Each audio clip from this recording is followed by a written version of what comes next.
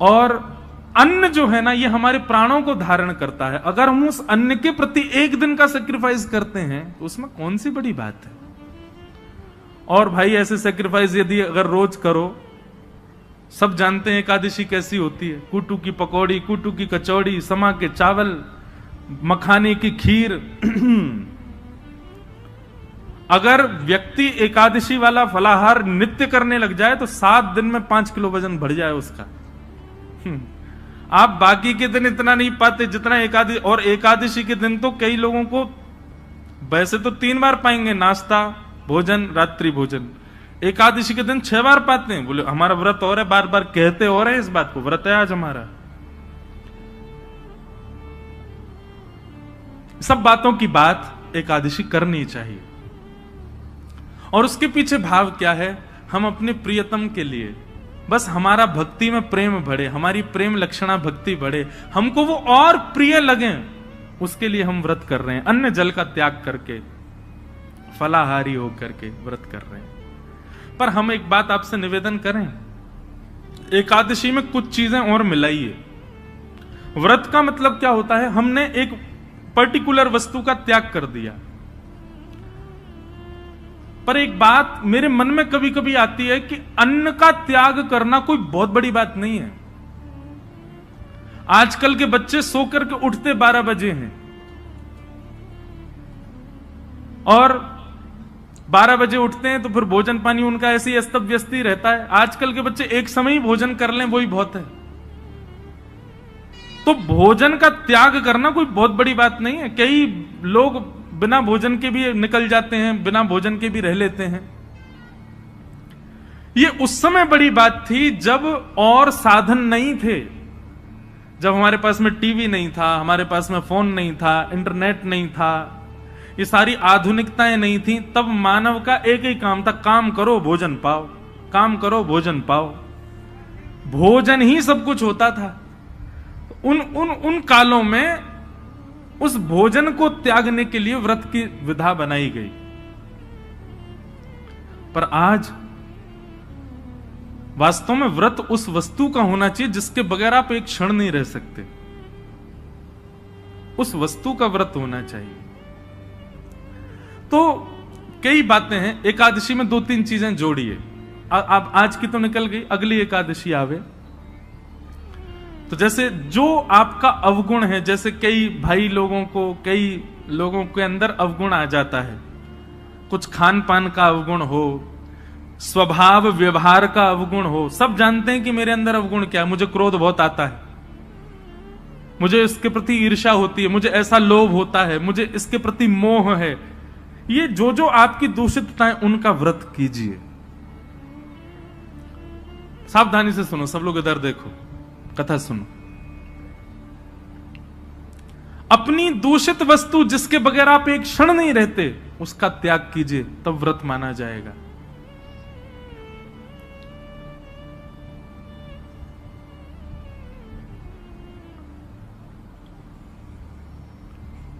निकालिए, लिस्ट बनाइए, ऐसे कौन कौन सी वस्तुएं हैं जिनके बगैर आप एक क्षण नहीं रह पाते। संसारी वस्तु, उसका व्रत कीजिए, एक दिन व्रत कीजिए। अगली एकादशी पर नियम बनाओ। सबसे ज्यादा तो फोन ही है भैया, उसके बिना ही नहीं रह पाते हम।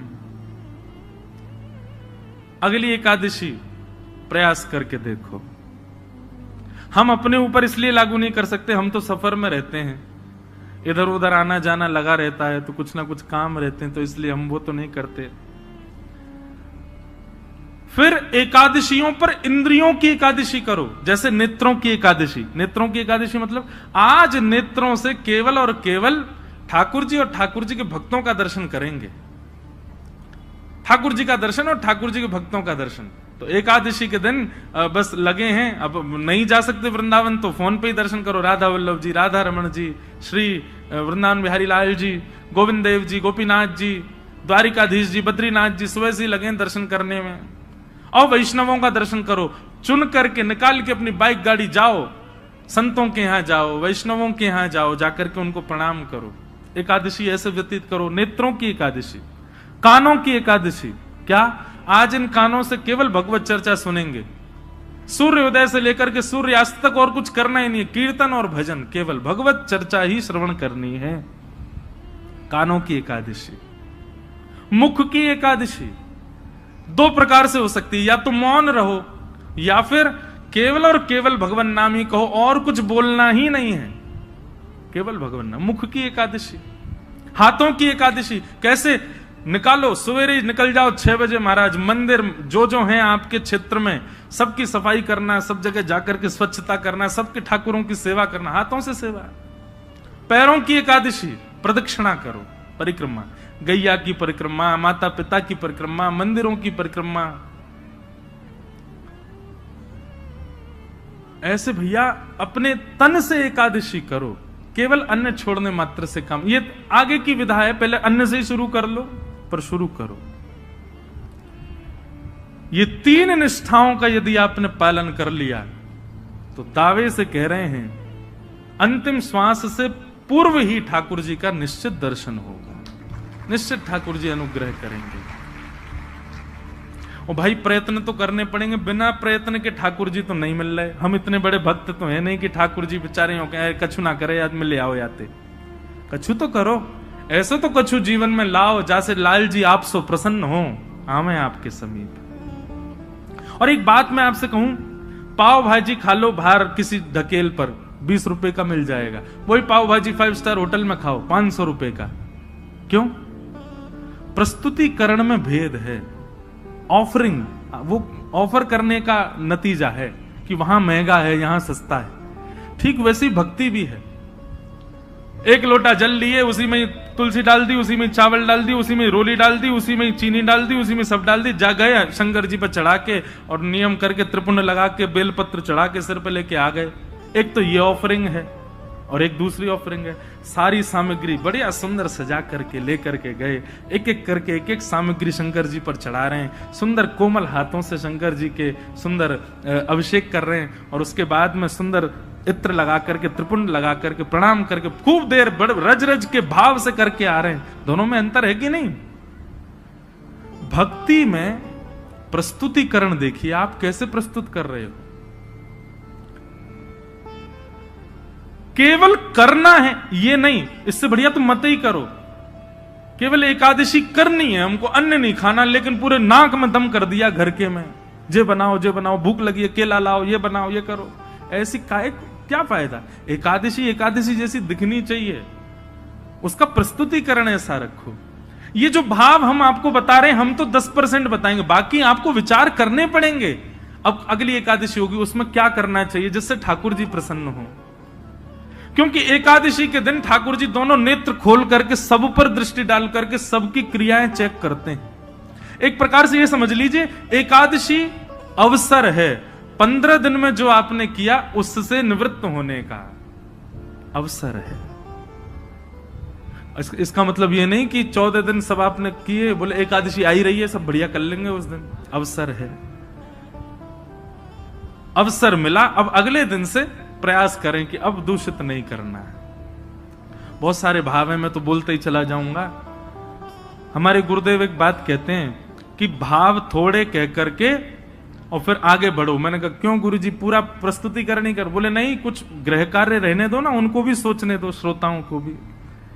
तो अब आगे की चीज आप विचार करो। ये 3 निष्ठाएं हैं, इन तीनों निष्ठाओं में एक चीज का ध्यान रखना है, प्रस्तुतिकरण।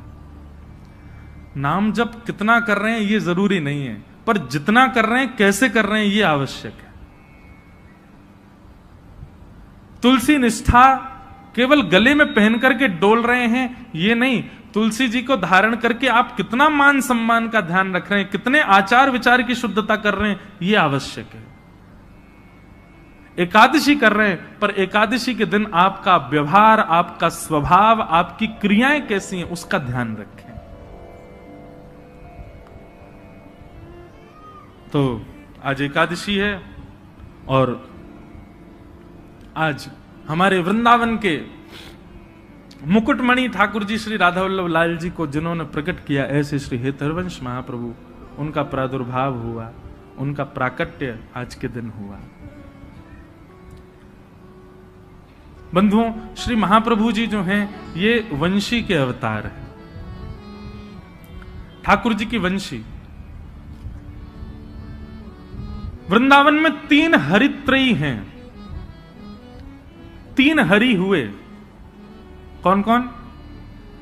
पहले हरिवंश महाप्रभु, दूसरे स्वामी श्री हरिदास जी और तीसरे हरिराम व्यास जी। ये हरित्रयी बोली जाती। और इन हरित्रयों के रूप क्या हैं? ललिता, विशाखा और वंशी। इन तीनों का अवतार ये तीनों हैं।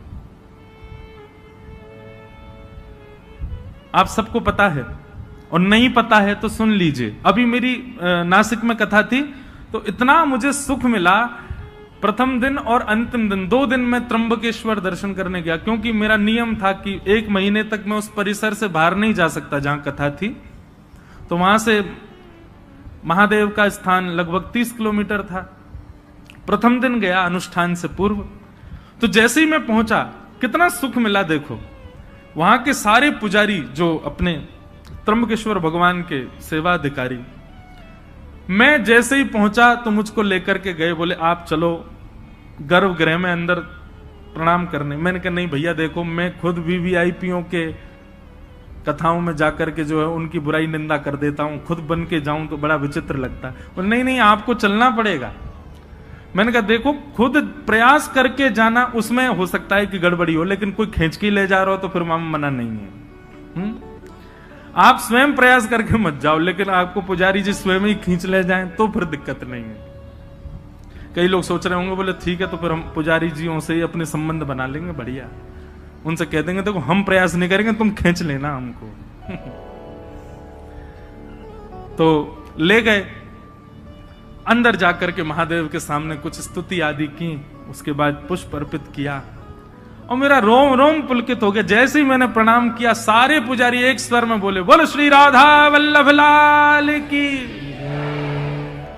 ये सुनते ही मेरा रोम रोम पुलकित। मैंने कहा आप लोगों ने? बोले नहीं, आपने कहा है ना कथा में कि श्री राधा वल्लभ जी जो हैं ये महादेव के ठाकुर जी,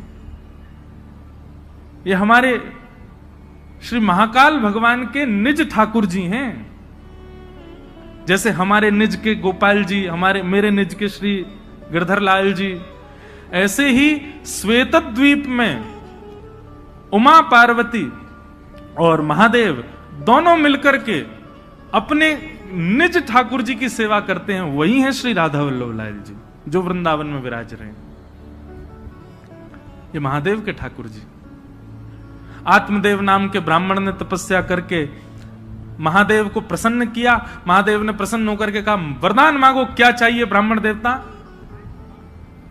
तो आत्मदेव ब्राह्मण जो थे वो थोड़े से उनके अंदर ये था कि मैं ऐसा कोई रत्न मांग लूं जिससे मेरे जीवन में कोई अभाव ना रहे, मुझे धन की प्राप्ति होने लग जाए उससे। और आत्मदेव ब्राह्मण ने महादेव से कहा, बोले आपके पास जो सबसे बहुमूल्य रत्न हो वो मुझे दे दीजिए।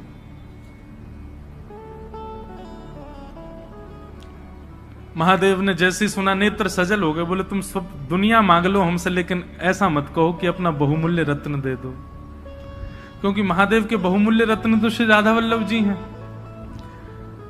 महादेव ने जैसे मना किया, बोले रत्न मत मांगो, बाकी चाहे दुनिया की कोई वस्तु मांग लो। तो आत्मदेव ब्राह्मण को लगा रत्न बड़ा महंगा है, तभी देने से मना कर रहे हैं। चरणों में गिर गया। बोले चाहिए तो वही रत्न चाहिए जिसके लिए आप मना कर रहे हो, नहीं तो कुछ नहीं चाहिए। तब महादेव भाव नेत्रों से अश्रुपात हो रहे हैं, श्वेतद्वीप गए और जाकर के अपने त्रिभंग लली श्री राधा वल्लभ लाल जी को कंठ से लगाया और एक वस्त्र में ठाकुर जी को पधरा करके आए और आकर के उस आत्मदेव ब्राह्मण को प्रदान कर दिए। महादेव अंतर ध्यान हो गए। उसने तो उत्सुकता से जैसे ही वस्त्र हटा के देखा तो श्री राधा वल्लभ लाल जी खड़े थे। बट दुखी हो गया बेचारा।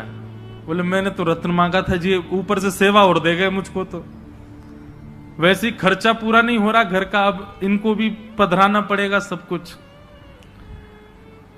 उनकी सेवा होने लगी। महादेव को बड़ी चिंता, मेरे ठाकुर जी की सेवा में सुख होना चाहिए।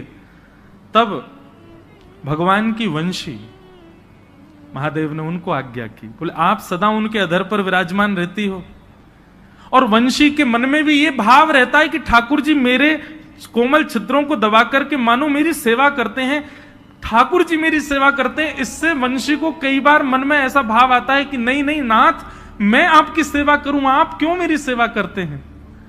तो वंशी बड़ी कभी कभी व्याकुल रहती है कि मैं ठाकुर जी की सेवा करना चाहती हूं, पर ठाकुर जी देखो होठों की तकिया पे सुला करके अपनी कोमल उंगलियों से मेरे चरण दबाते हैं। मुझे कभी कभी बड़ा श्रम होता है इस भाव से। तो वंशी जी की इस चिंता को आज महादेव ने पूर्ण किया। बोले कि आप चिंता मत करो, आप चाहती